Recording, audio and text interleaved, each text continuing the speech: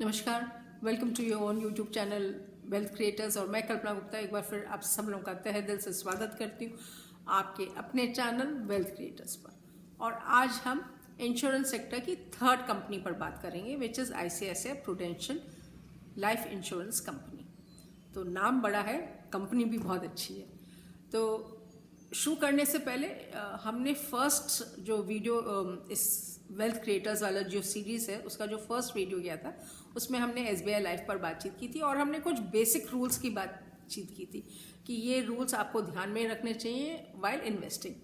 तो एक रिकैप कर लेते हैं जल्दी से उनका। तो बेसिक रूल्स क्या थे कि डाइवर्सिफाइड पोर्टफोलियो होना चाहिए, आपको डिप्स पे जो है खरीदना चाहिए, जब हाइस हो तो उसको बेचना चाहिए, थोड़ा थोड़ा प्रॉफिट बुक करना चाहिए, ट्रेडिंग नहीं करनी चाहिए, ऑप्शंस फ्यूचर्स में नहीं करें। अगर जो आप वेल्थ क्रिएट करना चाहिए तो लॉन्ग टर्म इन्वेस्टमेंट की हम बात करें, 7 ईयर्स के लिए इन्वेस्टमेंट करें। और ऑफ कोर्स ट्रेडिंग करने के लिए अगर जो नॉट दैट ट्रेडिंग नहीं करनी चाहिए, लेकिन ट्रेडिंग करने के लिए आपको बहुत ज़्यादा एक्टिव रहना चाहिए and you should be there on your system 24/7।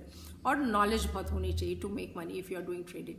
और ये भी हमने कहा था कि आप लॉन्ग टर्म इन्वेस्टमेंट भी करें, तभी भी आप पढ़ते रहें, अपनी कंपनीज के बारे में जानें और अपना पोर्टफोलियो हर 6 महीने बाद रिव्यू करें। और सबसे अहम बात हमने ये कही थी कि सुनिए सबकी, लेकिन करिए जो है सोच समझ के, पढ़ के, लिख के, तब आप फाइनल डिसीजन लें, क्योंकि पैसा आपका है और फ़ायदा आपको होना चाहिए।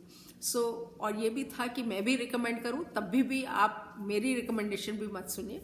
बट पर्पस इस वीडियो का ये है कि हम आप इस सीरीज़ का, बल्कि वेल्थ क्रिएशन जो हम सीरीज़ कर रहे हैं उसका पर्पस ये है कि आपको अच्छे सेक्टर्स के बारे में बताया जाए और अच्छी कंपनीज के बारे में बताया जाए, और फिर आप अपना रिस्क परसेप्शन देके अपनी समझ से उनकी डीप स्टडी करें और उसमें से डिसाइड करें। जैसे इंश्योरेंस सेक्टर इज़ मेरे हिसाब से it is one of the best sectors, it has a lot of growth potential and all the 3 companies that I'm talking about, SBI Life, HDFC Life and ICICI Prudential Life, all 3 companies are very good and within a period of 3 to 5 or 7 years they will all give you multiple returns.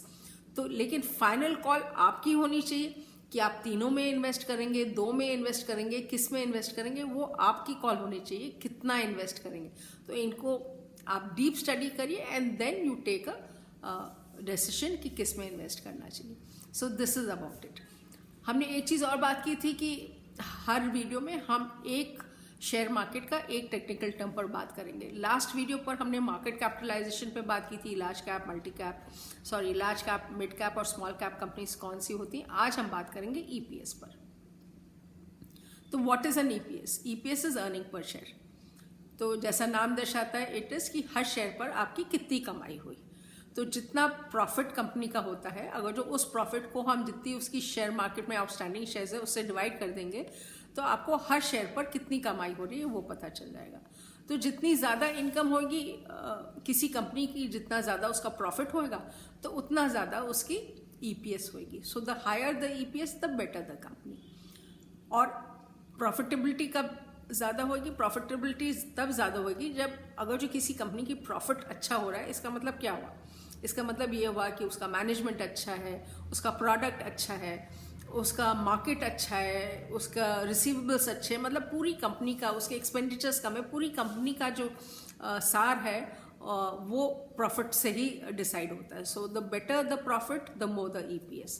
लेकिन share market में एक और चीज़ है, कोई भी चीज़ हम isolation में नहीं देखते। मतलब ऐसा नहीं हो सकता कि आप देखें कि किसी कंपनी का EPS 30 है तो बहुत अच्छा हो गया भाई, 30 रुपये पर शेयर की कमाई है, वेरी गुड। नहीं, आपको जब भी शेयर मार्केट में जब भी हम किसी कंपनी के बारे में कोई भी रेशो देखते हैं, नॉट ओनली EPS, आप कोई भी PE कोई भी रेशो देखते हैं, तो आपको एक उसके पीयर ग्रुप्स का रेशो देखना चाहिए और इंडस्ट्री का के PE रेशो से उससे कंपैरिजन करना चाहिए कि इंडस्ट्री का क्या रेशो है और उसके पीयर ग्रुप्स का क्या रेशो है। और उसके बाद फिर आप डिसाइड करें कि इस कंपनी का रेशो सही है कि नहीं है ना, जो EPS सही है कि नहीं है।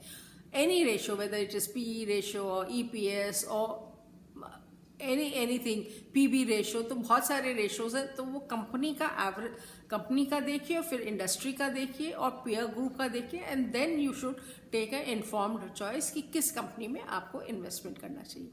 तो मैं उम्मीद करती हूँ आप लोगों को अब ईपीएस के बारे में पूरी समझ आ गई होगी। अब चलिए हम चलते हैं अपने कंपनी पर, that is ICICI prudential life insurance company.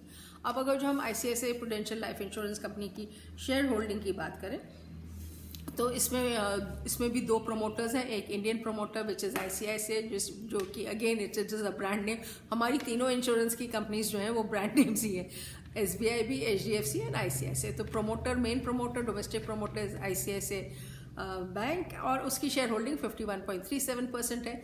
दूसरा जो प्रमोटर है वो फॉरेन प्रमोटर है, यूके की प्रूडेंशियल कॉरपोरेशन है, जिसके शेयर होल्डिंग उसमें 20 प्रमोटर की 22.11 है। तो दोनों को मिला के जो प्रमोटर्स हैं उनकी शेयर होल्डिंग 73.48% है, जो कि ह्यूज है for a company. Mutual funds का इन्वेस्टमेंट 3.86% है और एफआईआईज की शेयर होल्डिंग जो है वो 15.78 है। तो अगर जो हम इन तीनों को मिला दें तो इनकी तीनों की मिला के 92 से 93% के करीब होगी। तो इसका मतलब आप समझ सकते हैं कि मार्केट में खाली 6 से 7% शेयर्स हैं। So this is the strength of the company. अब शेयर्स प्लेज इसमें नील है और डेट भी इसमें जीरो है। अब अगर जो हम फाइनेंशियल्स के पर आए तो जैसे कि हमने बाकी दोनों में भी कंपेयर किया था, हम सितंबर 19 और सितंबर 20 के स्टैंड अलोन बेसिस पर फाइनेंशियल्स कंपेयर करेंगे। नेट सेल्स की अगर जो हम बात करें तो net sales has grown by 14.25%, growth हुई है उसमें from 396.57% in September 19 to 453.11% in September 20। Other income की बात करें, अदर इनकम जैसे हमने पहले बात की थी कि other income is sales from other operations, तो उसमें डिक्लाइन हुआ है from 204.71 in September 19 to 169.09 in September 20. This is in crores, so there has been a negative growth of 17.40%.